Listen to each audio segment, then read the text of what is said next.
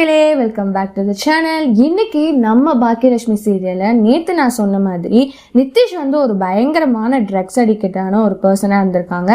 So இந்த பக்கம் பார்த்தா இந்த விஷயம் இனியாக்கு தெரிஞ்சும் எல்லாத்தையுமே வீட்டில் சொல்லாமல் இருந்திருக்காங்க.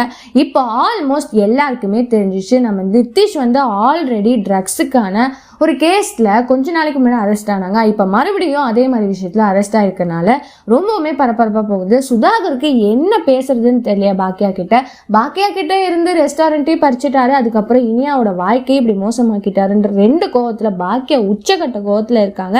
ஸோ இந்த மாதிரி டைமில் நித்திஷ் என்னதான் தப்பு பண்ணியிருந்தாலும் இந்த வாரம் இதுக்கு மேலே என்ன நடக்கும்னு பார்த்தீங்கன்னா கண்டிப்பாக அவர் போய் இனியாவை பார்க்கணுன்னு பயங்கரமாக ஒரு பிரச்சனை மாதிரி பண்ணுவார். ஸோ பாக்கியாவும் கண்டிப்பாக அந்த இடத்துல இனி அவன் எங்கே எடுத்தாலும் விட்டு கொடுக்க கூடாது, நம்மளாலதான் நம்ம பொண்ணோட வாழ்க்கையை இப்படி ஆயிடுச்சுன்ற மாதிரி நினைக்கிறாரு. ஸோ இன்னைக்கு எபிசோடே பயங்கரமா பரபரப்பா போகுது. ஸோ நாளைக்கு கண்டிப்பா இதை விட பயங்கரமான ட்விஸ்டோட எதிர்பார்க்கலாம். ஸோ இந்த எபிசோட பத்தி நீங்க என்ன நினைக்கிறீங்கன்னு மறக்காம லைக் பண்ணி ஷேர் பண்ணி கமெண்ட் பண்ணுங்க. அப்படியே சப்ஸ்கிரைப் பண்ணிடுங்க. பாய் பாய்.